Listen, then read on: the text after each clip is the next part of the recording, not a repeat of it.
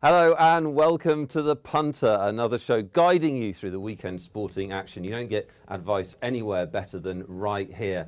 And we're all buzzing because the Djokovic-Murray semi-final at the Australian Open has just finished, and it was a roller coaster. I was listening to the English commentary, and it was a proper roller coaster actually, because at the start, when he was going badly, Murray was Scottish, and then when he was doing a bit better, he was British, and then he was Scottish again, and then he was British when he won the fifth, and then right at the end he was Scottish.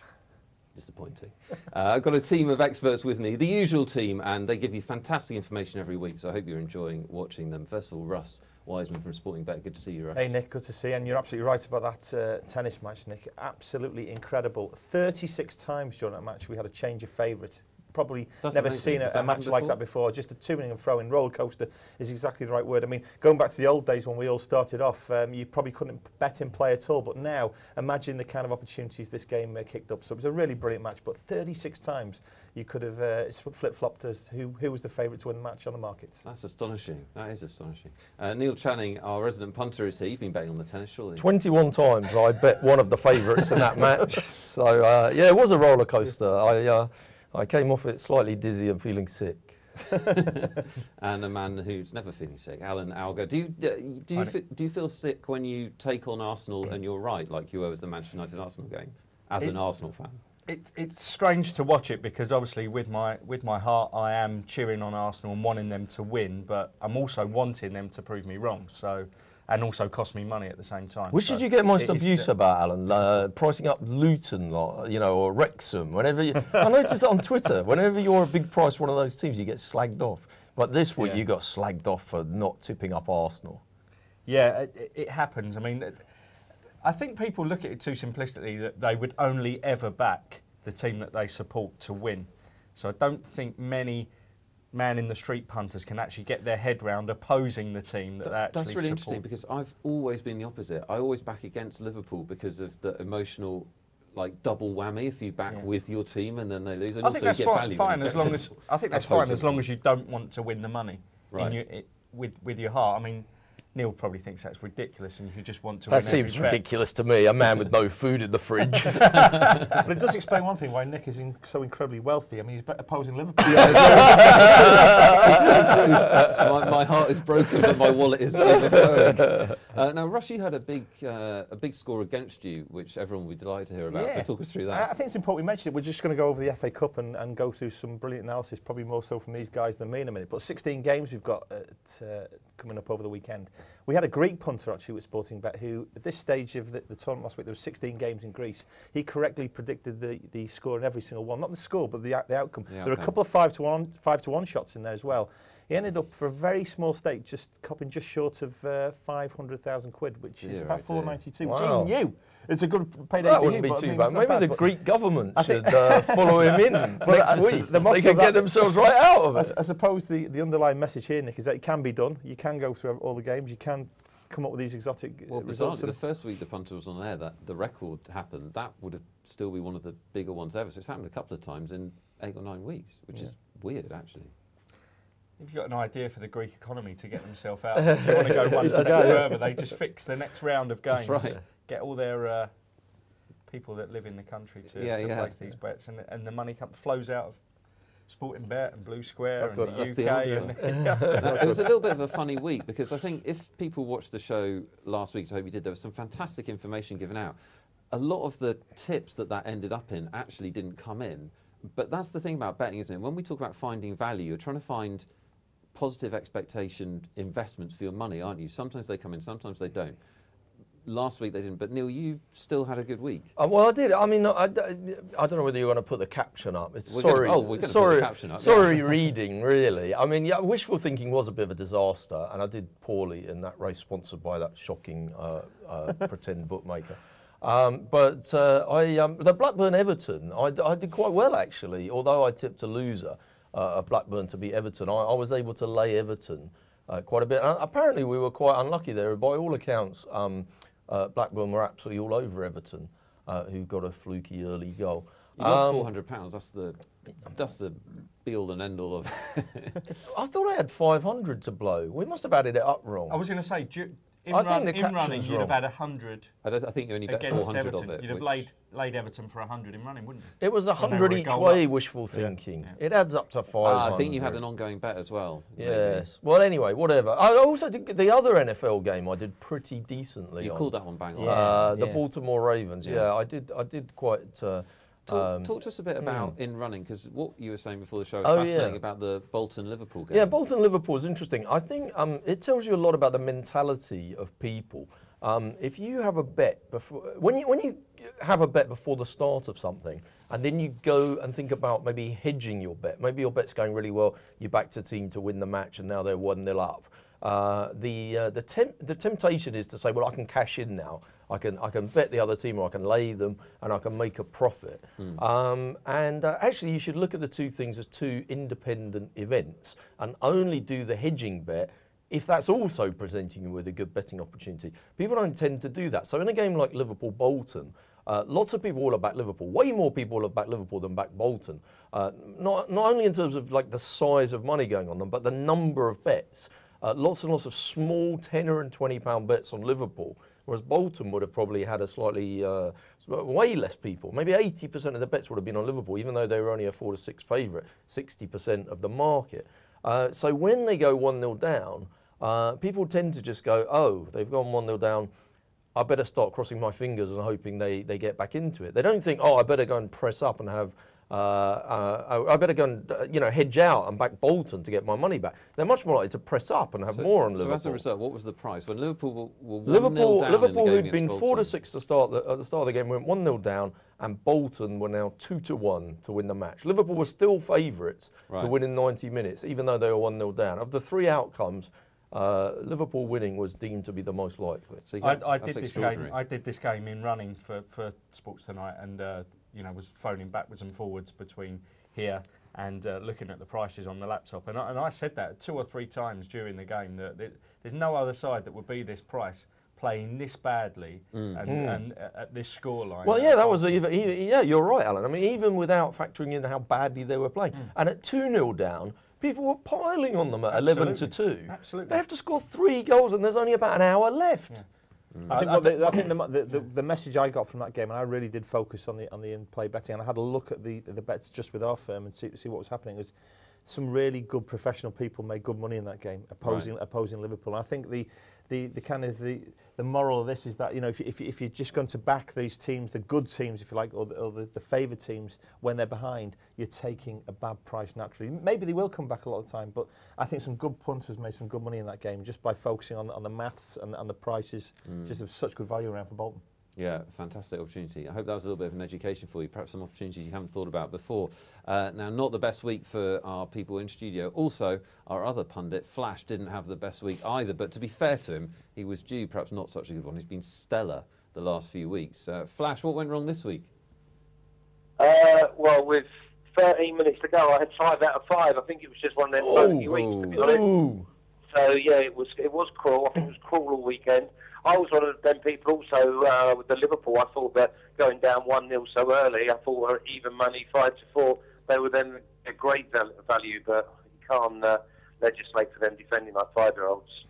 So, I mean, and the thing is with Liverpool now, I can't trust them because they go and put a great performance in against Man City again, and you just don't know what Liverpool's going to turn up. It's what we've always said, though. I mean, they are producing the result that the bookmaker wants each time. In midweek, they did exactly the same thing. When they're the underdogs. Yeah. Yeah. In midweek, we wanted them to produce a draw or a win. Yeah. Flash, we'll get your tips for this weekend at the end of the show, but just give us a little bit of a preview as to how you're seeing this FA Cup weekend. I'll tell you, 95% of it, you might as well just throw the balls in the air and which way they land. You don't know what players are going to be playing. You don't know how much they're going to be up for it. But, I mean, I've only actually picked one team in the FA Cup this week, and that's going to be Stoke away at Derby, because I just think Derby, all youngsters, I think they'll get done by the bigger, stronger team. Great stuff.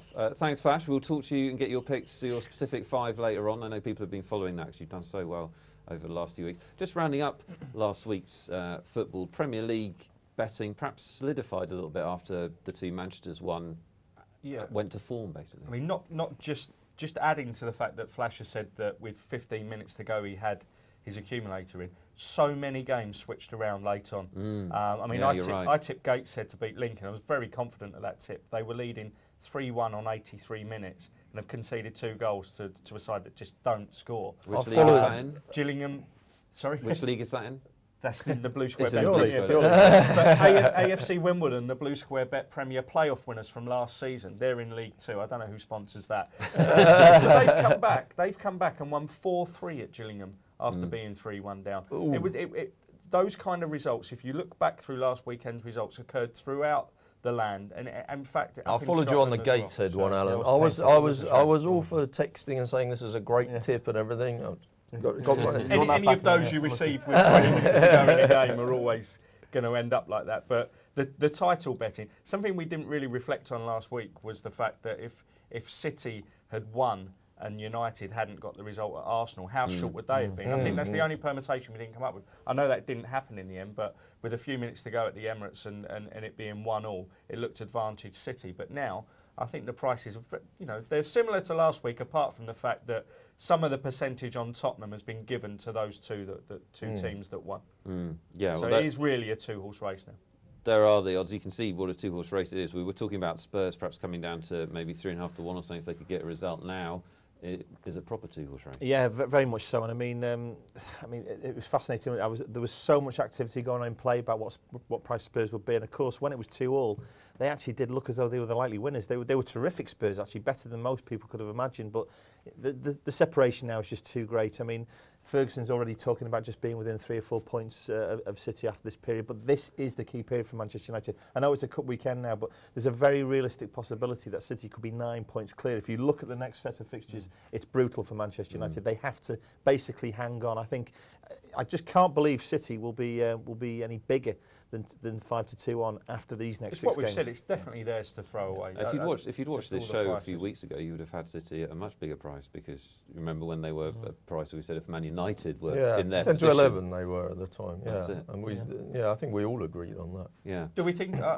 I'm unsure. Do you think it's settled now? Do you think that is the right price? Or I'd rather lay 9 to 4 than 2 to 5 if I had to choose one to lay. There is one factor though in this, and I know the maths, and Neil's a very sort of methodical punter. But when Manchester United, if they are within 3 or 4 points, come to those last 6 games, I mean, it's just too boring to be true, isn't it? How often they win those games, and maybe City will cave in. And I mean, the one thing you would say that City were under pressure there against Liverpool in midweek. I know it wasn't a league game, but they didn't get the job done, do you? And they haven't played well the last few performances. They're kind of hanging on a bit at the moment, but I do suspect in the next month they could be well clear, and that Have I got time to mention something quickly about the Premier? Yeah, go for it. I've been backing Rooney, because we were talking the other week about top goal scorer. I think people at home, if you're going to have a bet, it's got to change to win only very soon. This market, they're still doing each way first 3. Even Blue Square, I think Blue Square might have cut from a quarter to a fifth. When you said your guy doesn't listen to you, I think, Alan. I don't know what's going on. He hasn't really done anything. Our Premier League guy is a fellow Arsenal fan, but he's very set in his ways. And if I say anything in that division, I'm always wanting to take Fair enough. Arsenal. Well, your fella scored last week, and he's a decent favourite now, Van Persie at 4 to 6. Absolutely. But with the Bemba's away, and outside of the top 4, you're talking about people with 10 goals. You can still get 6 to 1 each way, Rooney, and I think he's about 3 to 1 on to be in the first 3. Nice, you can find each way on that. That's a good tip. But we'll just quickly look at the League Cup final, because that did happen midweek. Russ, you referred to the fact that Man City were destroyed by the mighty Reds 2-2.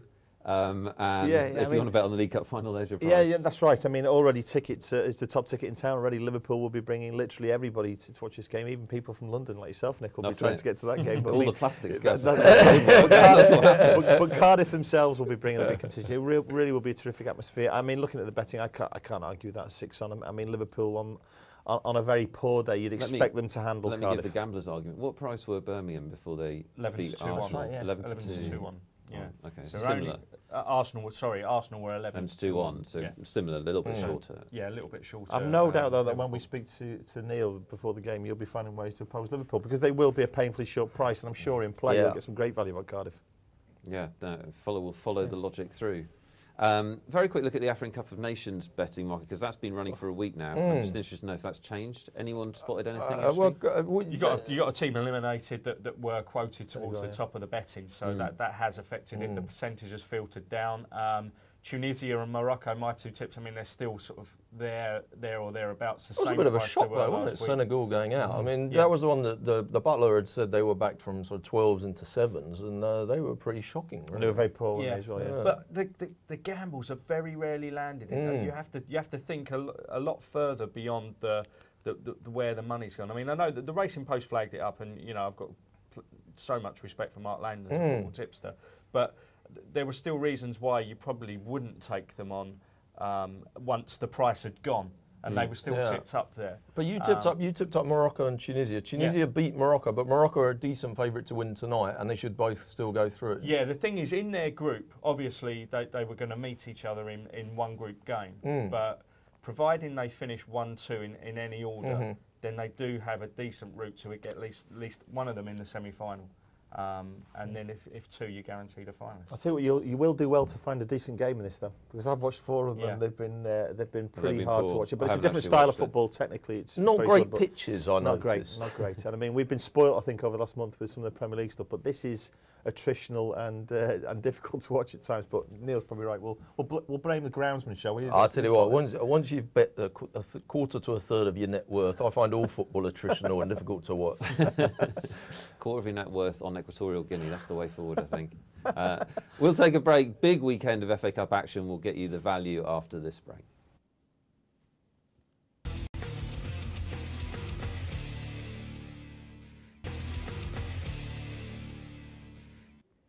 Welcome back to the Punter, looking at the weekend sporting action from the eyes of degenerate bettors. Not necessarily degenerate, some of them are incredibly intelligent. We've got a fantastic weekend of FA Cup football. The draw's thrown up some fascinating fixtures. And we'll start off by talking to our other resident punter, the betting butler himself, Nigel Sealey.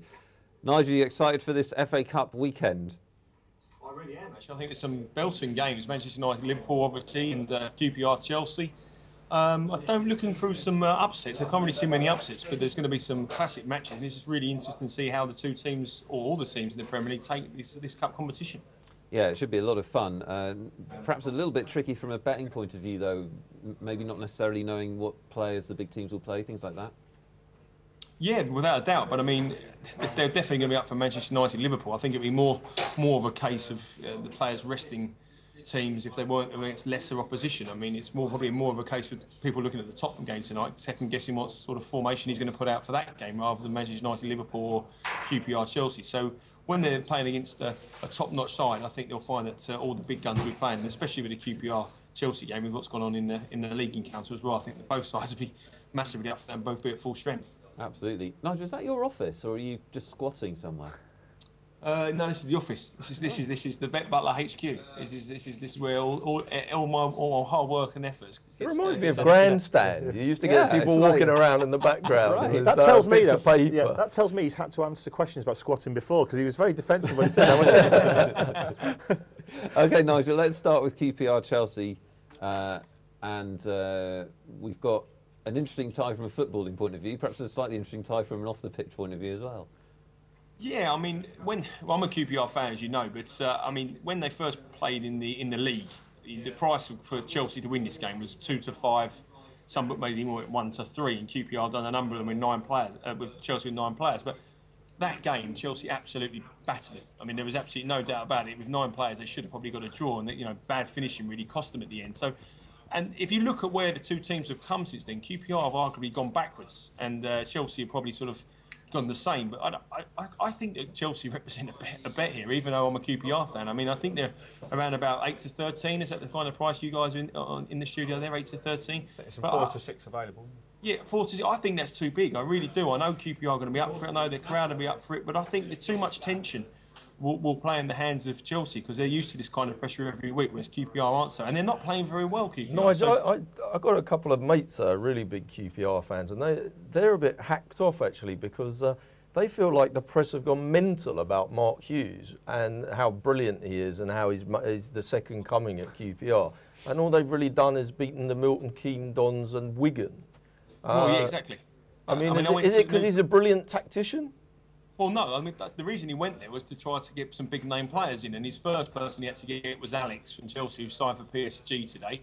His second one was Samba, who's probably going to sign for Tottenham. So he hasn't done a very good job in getting the players in. I think, you know, it's going to take a bit of time to turn him around, and the idea was he was going to be the one who could bring in some players, and I still think he probably can do. It's probably more of a lure to play for him than Neil Warnock, but tactically wise, no, I don't think he is. But I just think if you look at the first game, the difference in prices is huge. I mean, 1 to 3, 3 months ago, or 4 to 6 today, and really I think QPR have gone massively backwards since then. So I hate it hard me to say this, but I think Chelsea at 4 to 6 represent first-rate value for this match. That's a great observation with the earlier price. And, of course, the off-the-pitch issue with John Terry and Anton Ferdinand. You can bet with some firms on whether or not they will shake hands. Now, of course, all the firms have nailed it. It's so obvious what's going to happen, isn't it? Russ, I'm looking at you. Well, Nigel's about to just jump in there. But no, I mean, listen, we're trying to... What happened? Tell us what happened. Yeah, well, I mean, essentially what we're looking to do is obviously we're looking to stimulate activity. The game itself is a great betting match. And the story behind it, of course, is Ferdinand and Terry. We priced it up yesterday, 6 to 1 on that they would shake hands, 7 to 2 that they would not shake hands at the start of the game. Okay. Now, faith in gentlemanly conduct. That's a genuine price that we've gone up there with, and our football specials guy has stood by that. Now, you can't have £5,000 on these bets, Nick. Let's be very clear about that. They're novelty markets. I suspect, Al, your firm will be the same. You can't have huge amounts. Yeah. They're there. I mean, to Sporting Bet's credit, they've gone up with a price. I mean, our guy said it's a bit of a tough one to call. It won't. So, but to give you an idea, what can you have on? Just to have interest. I think the maximum takeout in the first set of bets was 250 quid. So in other words, you could have had 60 quid, 60, 70 quid on and we took a few bets like that. How many times did you get on, Nigel? Mate, I didn't get involved. I told the guys at Sporting Bet, I think they made a rick. I didn't get involved in anything on that, but I know they won't shake hands, whatever the price is. Well, just to give you an idea of the betting, just to give you an idea. Around, yeah, right? it's flipped around. We at one stage when I believe that our guy spoke to Nigel, I think we were about 4 to 6 that they would shake hands, 11 to 10 they wouldn't. We actually closed betting just before the punter started today. We were 4 to 1 on that they would that they would not shake hands, and 11 to 4 they wouldn't. Just to put it in perspective, and I don't want to give any ridiculous figures here. This will cost Sporting Bet around about less than £3,000. I don't want to go giving you costing us £500,000. So I've never seen a market shift that much. We've obviously got it completely wrong, but I would love more than anything. I'm a dear friend of the Butlers. I would love more than anything if they did shake hands now, Butler. I'm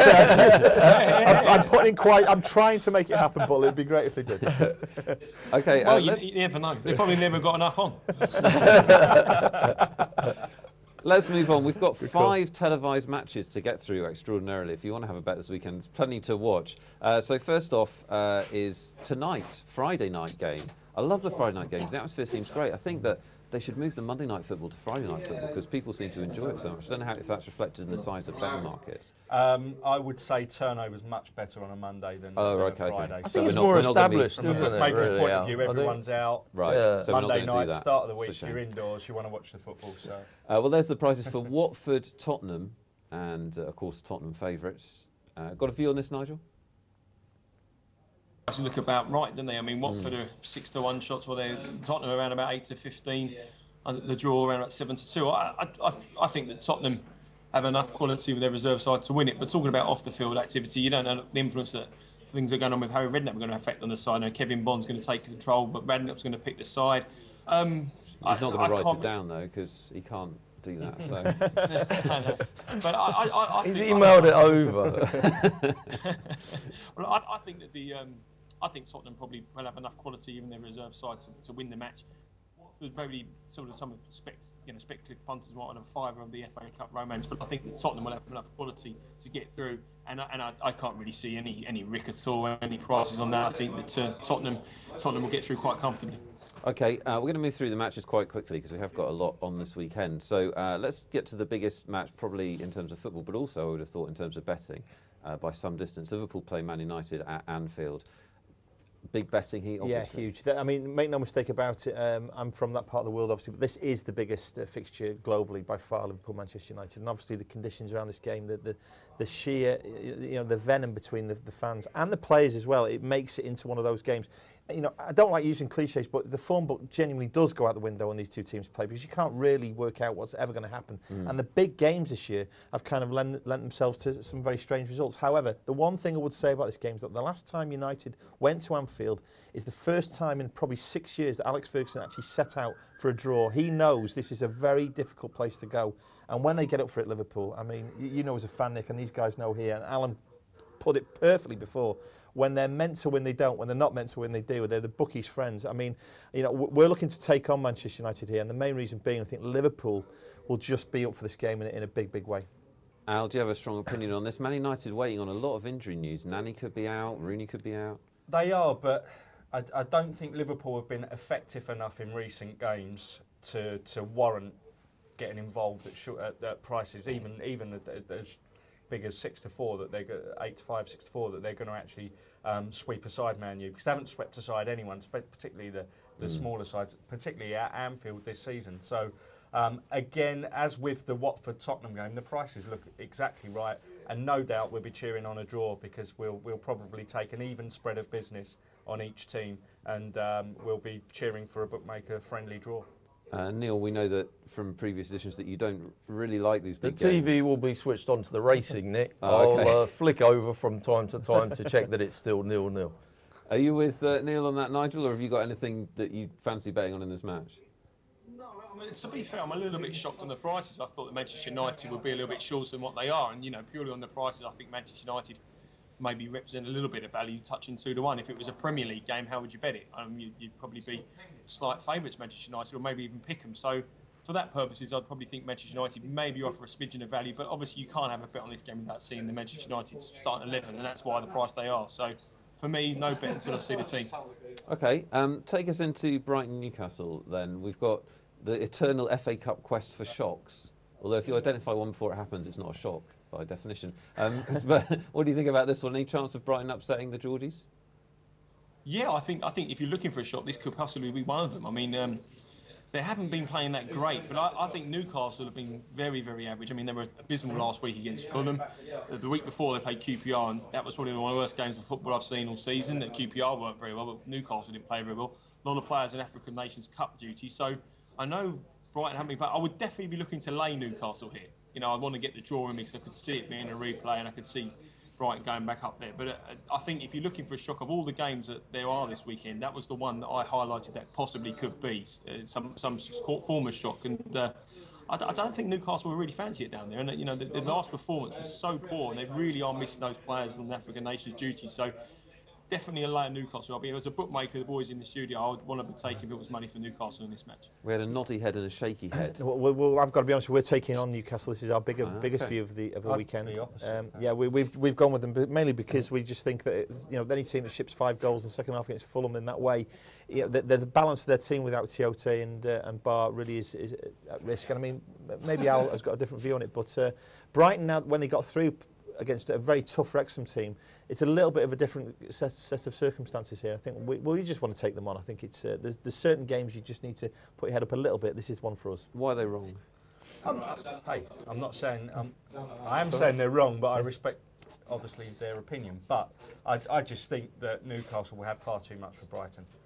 Just in this first game, and I would say, just purely looking at that price of evens, how many times would Newcastle win this game out of 100? Certainly more than 50, and I would definitely be with them for this. Alan, you saw Brighton, quite a bit with your funny head on. I did, yeah. But presumably you could see through it. Yeah, I mean, are they flattered by, because they're a bit of a kind of Tony Bloom and they have a glamorous manager and all this kind of thing. Are they a bit kind of flattered by all that stuff? I would say they are. Generally, I would definitely say they are. I mean, they went on a good run at the start of the season, but I think that was just due to the fixtures they had at the start of the season. They had a few easy fixtures, and they went on this run, and everyone said, they're going to have successive promotions and, wonderful new stadium. And they're fantastic facilities there. They do have a good team. They do try and play football the right way, but they're playing against a Premier League team that had a shocker last week, but I'm pretty sure they have a manager that avoids having a shocker 2 weeks running. Do you think that generally, though, the lower division teams that people know have money to spend are generally overrated in betting? Or do you Absolutely. I mean, look at Luton in our division, as everyone likes me to say. No, I take on Luton in our division week in, week out with best price. For that reason. And they've got plenty of odds on failures to their name. They're always favourites to win the division. They're around 7-2. You know, I always think at the start of the season they should be around 7-1, and we go best price and we make money doing it. And you will make money taking on those sides with reputation. Brighton one's slightly different because obviously they're going on an upward trajectory from League One into the Championship and with a bit of money. So I just think people look back at Fulham a few years ago and now are very wary of teams that have that kind of profile. And I think that is built into this price, and I think Newcastle will win the game. Okay, another interesting clash. Middlesbrough-Sunderland is also televised. A little bit of a local derby. Middlesbrough, the Championship team, taking on Sunderland in the Premier League. Quick look at those prices. Who wants to quickly comment on that? Nigel, quick comment? Yeah, I thought the prices and that, and I couldn't believe the price on Sunderland, really. I thought they were absolutely fantastic value. I mean, this is a Middlesbrough side that have lost their last 2 games. They got beat away at Coventry, abysmal performance. They're like touching 8-11 on the exchanges, 4-6 with the bookmakers. I thought that was just... I couldn't believe it. I thought Sunderland should be at least 2 on for this game. I know they've got a local derby. I thought it was one of the best bets. Middlesbrough not so great in form. Obviously, Channers and I, cup selection, Sunderland. Well, actually, yeah, I was going to say about that because we tipped up Sunderland to, or you did really, and I agreed with you to win the cup. Yeah, I did actually look. Ladbrokes are still offering 20-1 Sunderland to win the cup, which is actually a bigger price than on Betfair. I don't know why they've decided to stick their neck out in that way and go bigger than Betfair, but I would say at 20-1, they still represent a fair bit of value. Well, I do, because obviously Man United and Liverpool are going to go out. QPR. Well, this is it. The way they're drawn is. I think on the outrights, there's a few. You know, those teams that we were talking about, Stoke and Norwich and Sunderland. You know, there's a lot of value there because of the big teams all drawing each other. A bit of value still on the outrights on those teams before this weekend. Just got to move on to the last one out. Sorry, Arsenal, Aston Villa. I basically want to move on for you. Yeah. Arsenal, Aston Villa is the last televised game of the weekend. Arsenal are just 7-4 on. What do you think? He's never wrong, Gal, on that. Yeah, you always know the result. I'm looking at you. You always know the result. He's having 70,000 to win 40. They're an absolute certainty. He's never wrong. No, I just think that, you know, just opposing them week in, week out is going to come a cropper sooner or later. Right. So I think I've justified that before by saying that eventually, if you keep taking them on, as long as you're getting value in a package of 3 or 4 teams that they're playing, then keep opposing them. I think Aston Villa have the players that will cause Arsenal the same problems that I've talked about week in, week out. So therefore, 9-2 is a good bet. And one little point on this: one of our good judges actually is back Villa in this game, and nothing to do with Al's factor because he is a good reader of Arsenal.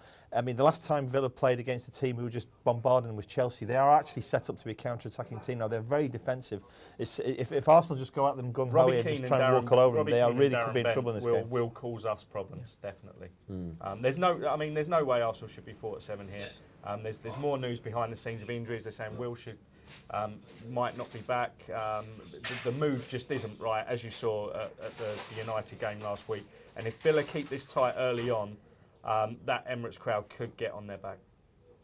Neil, any view? Oh, it sounds good to me. I might have to. I couldn't find a bet on the whole coupon practically, but this one's almost tempting me. Yeah, I would be with Villa if I had to choose. Okay, just to finish off, Nigel, any other fixtures that have caught your eye just before we finish the FA Cup? To be honest with you, I mean, I looked at I fancied Swansea away at Bolton. I thought they may have a squeak. The rest of the ones I didn't really look at. What about Norwich, Nigel? You were saying last week West Brom are in disarray and everything. Can't we have Norwich at 3-1? Yeah, I possibly could. I mean, the whole thing, though, Channers, is really simply, I mean, I wouldn't do anything until an hour and a half before the kick-off till I saw the teams. I mean, all the money in the last round of the FA Cup was bang on.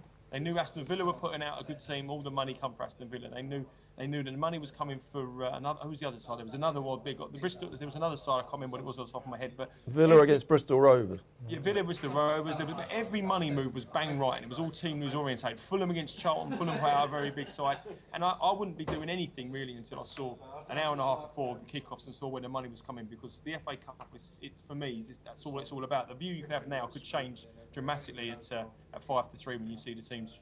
Okay, thank you, Nigel. That's the Betting Butler's point of view, and it's a really good one. Make sure you know your team news before you commit. All right, we're going to get into some other sports, including a really great weekend of horse racing after this break.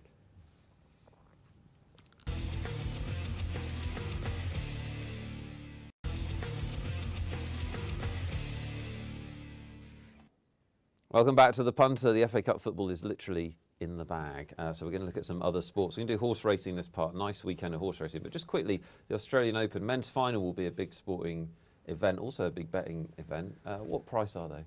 Well, I think it's pretty much universal across the board. 4 to 6 at the moment for Djokovic, 6 to 5. Well, I mean, that's 4 to 6 Djokovic is the general price. We've been talking just off air there about what the prices could have been, should have been, but I think these prices almost dictate themselves, even with the fatigue factor. You know that clearly Djokovic will have suffered, but there's a full day's rest. You know, he's a very fit guy.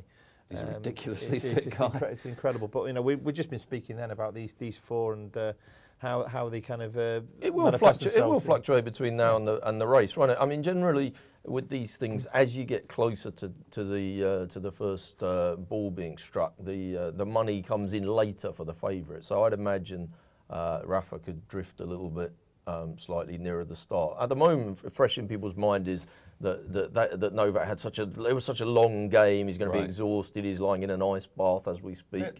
There were points in that game where he was affecting the price just from his behaviour on court. I mean, there was a couple of times he limped to his chair, but then ran back. You know, after he got up. You know, I'm surprised punters aren't wise to that because he's got a track record. Yeah, he does do that a lot. That's the thing. If you're watching it as a one-off, you would be thinking. It's quite naughty. But I would think for most people, you don't want to really bother looking at that right now. There's going to be 200,000 chances for the price to change over the course of the match. It could be fun in play. It's an in-play thing, isn't it? Look, just a quick word on Andrew Murray. People are obviously fascinated to know if he'll ever win a Grand Slam.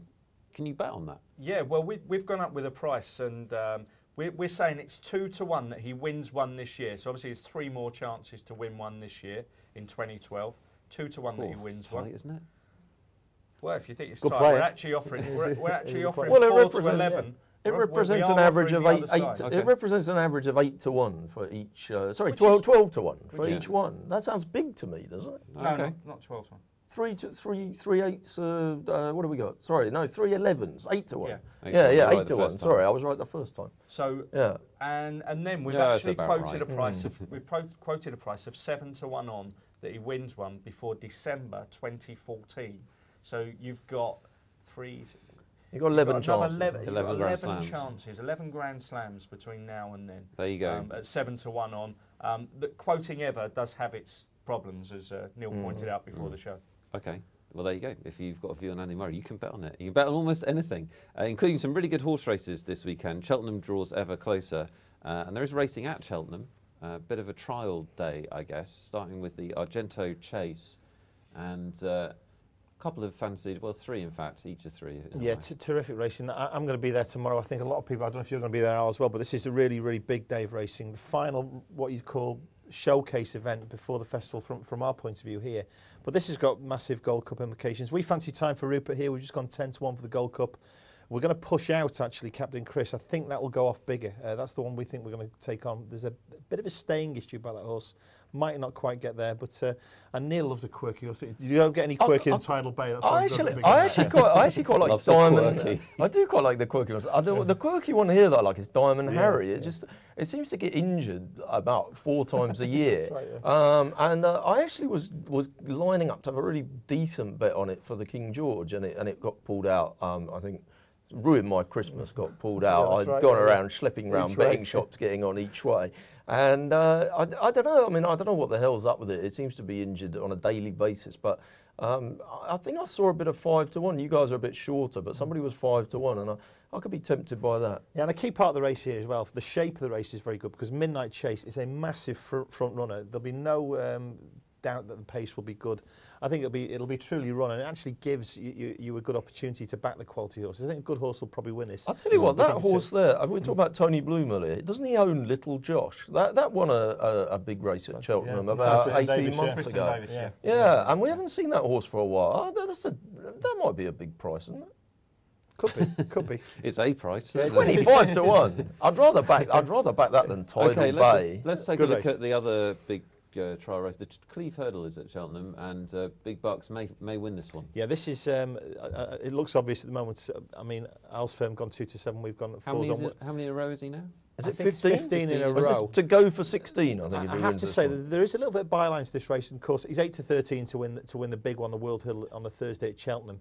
there's been some filthy people back in this Murad each way earlier in the week, haven't there, Neil? Yeah, it is. This is a staying race, so it involves staying for miles and miles, and that's what I've done this week. I've walked absolute miles. I've been in every betting shop in London, each way 6-1 Murad with 8 runners, and look, I've woken up this morning, only 6 runners first 3 places. Thanks very much. They've made theoretical dollars. We'll see yes, if you make real the dollars. theoretical money's in the account already. I've spent some of it. That's nice.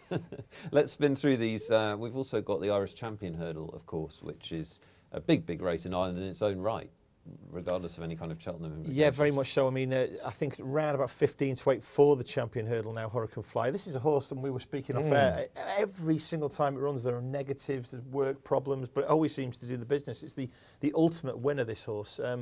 8 to 15 there. I mean, you know, I don't know. I mean, I think we've only just gone up with that price, so I can understand why. You'll be up short. We won't be far off that when we go up. Yeah, you'll be up short. The guys in our office really respect Hurricane Fly, but it just goes to show that the fact that, as Russ says, there's always a story behind this horse. We've declined in pricing this for a few weeks now. A couple of firms went up with this race, and I got asked. I was doing a couple of other interviews elsewhere, and people were really interested in Hurricane Fly's price. And when I spoke to our anti-post trader, he said, I'm really reluctant to touch any race that Hurricane Fly is involved with because of the different stories that come out. So that's a reason why we'll be waiting. Well, this is the other thing with these races. I did Cleve Hurdle before with big bucks. You know, when you get one of these horses, it puts off all the opposition. Yeah. The Cleve Hurdle was supposed to have like 14 runners in it this time yesterday, and now there's only 6. Grand Cru won that race last year. I mean, but big bucks. The only way to actually get involved with that race tomorrow, we'll do a win and distance double, which we usually do for his races, so you can back big bucks to win by a certain distance. Okay. Well, this race here, you know, it's a bit of a disappointing turnout, isn't it? 5 runners with Hurricane Fly. Well, I've got a big fancy in this next race. Let's move on. I actually saw that Grand Cru victory, vintage performance, that one. Let's move on to the Sky Bet Chase, possibly the best betting heat of the big races. Yeah, from a bookmaker point of view, tomorrow's, you know, this is a handicap tomorrow. So whilst the future attention will be on Cheltenham and the clues for the future will be at Cheltenham, this is the big punting race for tomorrow. And this Quinshan leader, our racing guys in the office don't really respect me enough to change prices, but I did say to them, that's so bad. No, I'll be honest, you know, based on their own opinions. I mean, I specialise in certain races, and the big races at the weekend, the ones that, unfortunately, they're being laid out for and they want to win, I think that's where you've got to get involved. And you look at someone like Pricewise, I mean, you know, Tom Seagull was fantastic, but he's tipping on the races where most of the participants are trying to their utmost to replicate the form of what they've actually already achieved. So if you're good enough at reading the form, then I think that fits in. He's fantastic. I mean, I'm nowhere near him, but I like to do the same thing. And Quinshan leader, course and distance winner, Emma Lavelle, and I just think that looks a fantastic bet for tomorrow. No horse carrying more than 11 stone 2 has won this in the last 10 years. I think there's 15 above Quinshan leader in the weights. There's 15 you can rule out on that stat. Corresponds to the age, the price. There's not really very many big price winners of this race down the years when it was called the Great Yorkshire Chase. I think if you're betting at 7 to 1 and you're backing Quinshan leader each way, I think you'll be extremely disappointed like me if it doesn't finish in the first 3. Fantastic tip, and not quite sure how you're going against a horse called Shakalaka Boom Boom, though. That's absolute quality. Bit more quality from our punters after the break. We'll get some specific picks for you for this weekend. Don't go anywhere.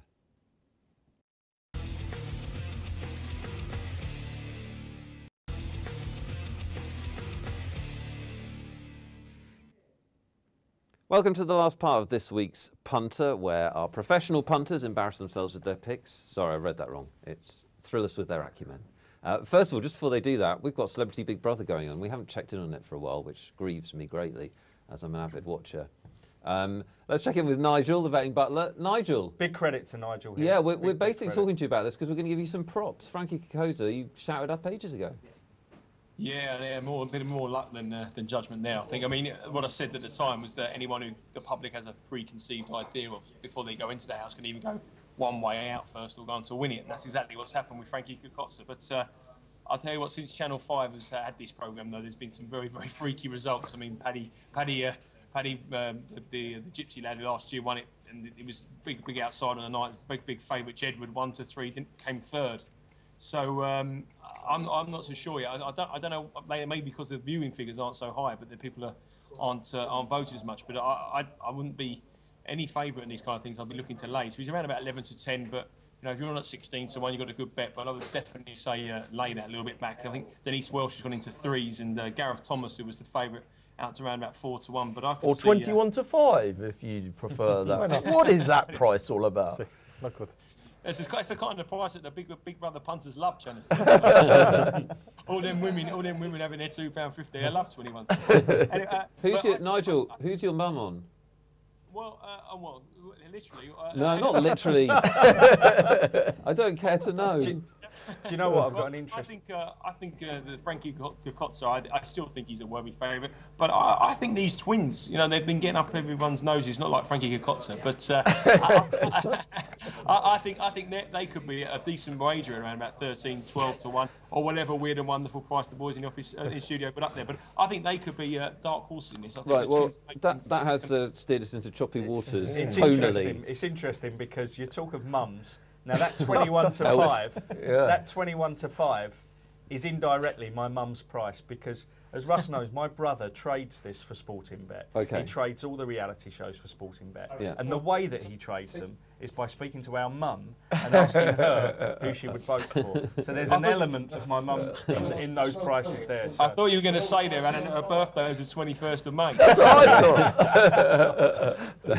The scientific way to compile a book. There you go. Let's move on to, which is a related area, the Oscars, because I believe it's going to be your charity bet, Neil. It is going to be my charity bet. Yeah, well, the nominations came out this week for the Oscars. Disastrous year. It's a great time of year for my missus, actually, because I take her to the cinema. It's about the only time she ever gets taken out anywhere, because we need to study the form, obviously. And silent movie, The Artist. Yeah. Rave reviews, everybody's loving it. You can back this guy. You can back the film first of all to win best film if you want to at 2-7, which I wouldn't put you off actually. I mean, I think it's a bit of a good thing. 10-1 on probably. It feels like it should be 10-1 on, and it could easily be 10-1 on by the time the ceremony comes round. So why is the director of the movie 4-7 to be the best director? Well, probably because Martin Scorsese, who's obviously way better known, is in that category. But it seems a bit of an anomaly to me that the film's 2-7, but the director's 4-7, when normally they give the two to the same film. So that's my tip for you. Michelle Hazanavicius, who nicely done. Scores very well in Scrabble. Probably bet that online instead of having to write it at the betting Yes, shop. I think you could That's be the right. tip on that one. 500 at 4-7. I personally, I thought it should be closer to 3-1 on. Well, lots of luck with that. So you've gone for the thick bet, How just much to try and get a win in the charity in a bet. silent movie, though? Well, no. Is that why he's 4-7? No. This film is so widely acclaimed, and you know, I think it's a. I heard it was a bit like Arsene Wenger, a bit overrated. Really? Yeah.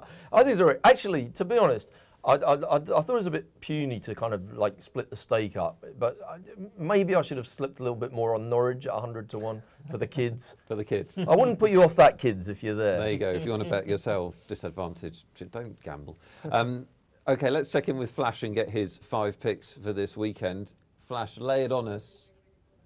He's just going to come to his mic, so we will talk more about the weekend. It's interesting he's gone with AFC Wimbledon, actually, because obviously they're the ones that let him down with that amazing comeback last week. Yeah. Since Terry Brown has come back into the manager hot seat at AFC Wimbledon, he did have some time off for some family reasons, but he's come back into the hot seat. He was under a bit of pressure. They'd gone about 11, 12 games without a win. He signed 4 or 5 players. He's gelled them into the team immediately, and they're doing well at the moment. So I think Flash has latched on. Well, I'm happy that Flash has gone for Stoke, because I think they're still a good bet to win it at 28-1. So, Flash, you got Stoke to beat Derby. That was your only FA Cup bet. And then take us through the others. Yeah, I've gone for Reading at home to Bristol City. I mean, Reading are desperate to get themselves attached back into the top 6. Strong at home. Bristol City very hit and miss, so I'd like to be with them. Shrewsbury away at Hereford. Hereford obviously one of the worst teams. Shrewsbury score goals home and away. I heard they were very unlucky at Middlesbrough a few weeks ago. So I definitely want to be with them. AFC Wimbledon is the one I'm taking a real chance on. But they're scoring goals in the last few weeks. Killed me last week away at Gillingham. So I think their towns are up and the confidence is rolling back. Brentford at home. So it's Stoke, Reading, Shrewsbury, Brentford, and AFC Wimbledon. Comes to about 27, 28 to 1. Fantastic, Flash. That's great stuff. We'll follow those as ever. See if you can get back to winning ways this week. Appreciate it. Yeah, and obviously the Patriots last week. Did you forget about the Patriots? Good call on the New Patriots, England Flash. Oh yeah, did All it? the way. Oh, All the way. Baltimore with the Yeah, points, wasn't it, all the Flash? way. They look like they're going to win the Super Bowl, so we'll see. Thank you, Flash. That's awesome stuff, and we'll hear again from him next week, see how he got on. I've got a quick one I want to slip in, which is a political bet, and the great thing about this is there won't be any reckoning for about 3 months, which is tremendous. But Mitt Romney, the Republican frontrunner, can still be bet at 2 to 1 in a place to win the US presidential election. He's certain to be a Republican nominee, but there's a little bit of doubt about it until he wins Florida in a few days, and then the price is going to come in. So that's a bet you can make right now, which we were talking about. I think it's a great price, isn't I it? did my brains in on McCain the last time around on that, so I'm massively against Republicans, but that is a great bit of value, Nick, and what's essentially a coin flip, so that is a good spot by you, yeah. Yeah, I think so. Anything else you guys want to shout out? Well, I'm just going to play on a lot of things this weekend. I'm back in time for Rupert and the Argento Chase because I'm going to be at Cheltenham. I'm definitely going to play on that one. I'm back in Djokovic and Azarenka, the 2 favourites in the tennis, in accordance with our tennis guy. And I'm back in Brighton, actually, against Alan and a couple of the other guys in the FA Cup, draw-no bet versus Newcastle. So that's my stuff. Al, you got 10 seconds for a tip. Well, I'll definitely be with Aston Villa, but I think you need to latch on to Mansfield away at Ebbsfleet in the Blue Square Bet Premier. We were best price this morning. I've got reasons not to be now. Okay, great tip. Thanks to everybody, the betting butler, to Russ, Alan, and the studio, and Flash. We'll see you next week for more fantastic value here on The Punter.